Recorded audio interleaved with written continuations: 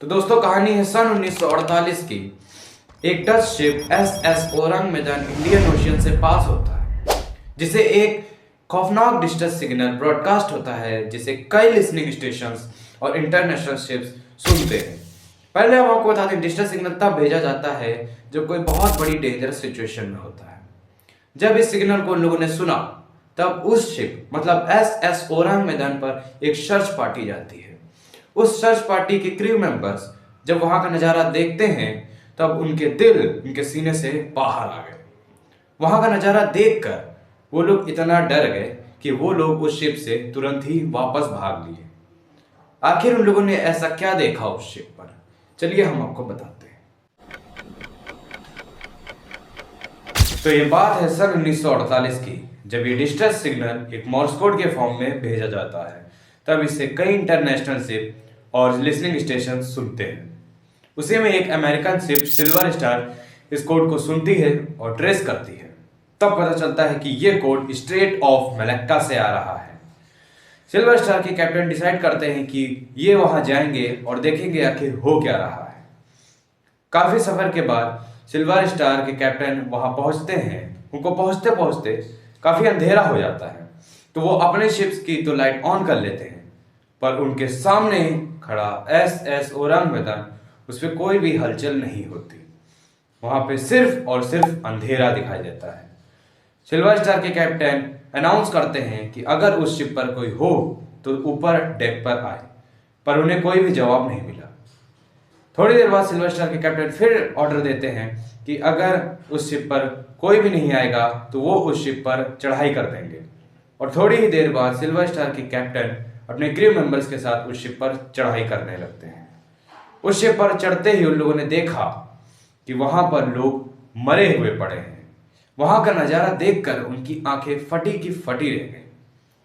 उन लाशों को देखकर ऐसा लग रहा था कि उन पर कोई चीज अटैक की हो और उन लोगों ने बचने के लिए अपना हाथ ऊपर किया हो। सारी की सारी लाशें पीठ के बल हाथ ऊपर किए हुए और आंखें ऊपर किए हुए पड़ी हुई थी। वहां एक कुत्ता भी मौजूद था, जिसकी भी आंखें ऊपर थीं और उसने अपने खुद की जबान चबा डाली थी। ये सब देखने के बाद वो लोग कंट्रोल रूम में जाते हैं, जहां से वो मॉर्स कोड आ रहा था। वहां वो लोग देखते हैं कि जो आदमी मॉर्स कोड भेज रहा था, वो आदमी वहीं कुर्सी पर बैठे बैठे मर चुका था।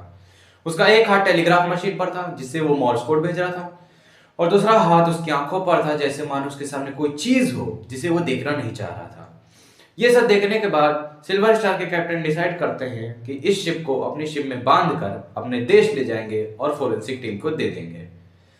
जब वो लोग एसएस ओरंग मैदान को बांधकर अपने देश ले जाने लगे, तभी उस शिप में अचानक से धुआं निकलने लगा और एसएस ओरंग मैदान अचानक से ब्लास्ट हो गया। वो शिप टुकड़ों में बट चुका था। अब सिल्वर स्टार के कैप्टन के पास अपने देश ले जाने के लिए कुछ भी नहीं बचा। वो लोग अपने देश खाली हाथ जाते हैं और वहां पर ये पूरी घटना बताते हैं।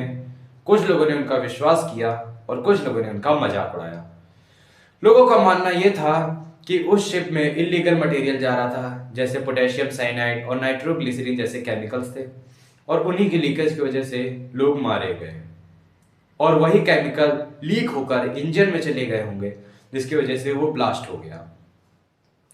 सोचने वाली बात तो यह है कि अगर वो केमिकल्स उनकी मौत का कारण थी, तो सिल्वर स्टार के कैप्टन और उनके क्रू मेंबर्स भी तो उस शिप पर गए थे, उनके साथ क्यों कुछ नहीं हुआ?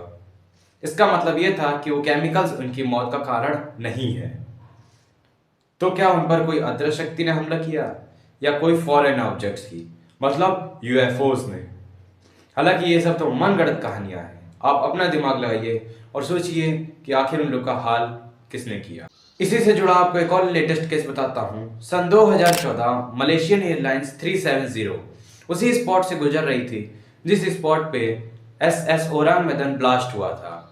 वो फ्लाइट उस स्पॉट पे पहुंचते ही अचानक से डिसअपियर हो गई। उसमें बैठे 239 पैसेंजर अचानक से हवा में ही गायब हो गए और आज तक कोई नहीं जानता कि वो पैसेंजर्स आखिर कहां गए।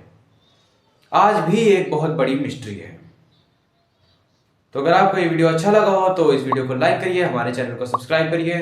मिलते हैं अगली वीडियो में किसी नए टॉपिक के साथ।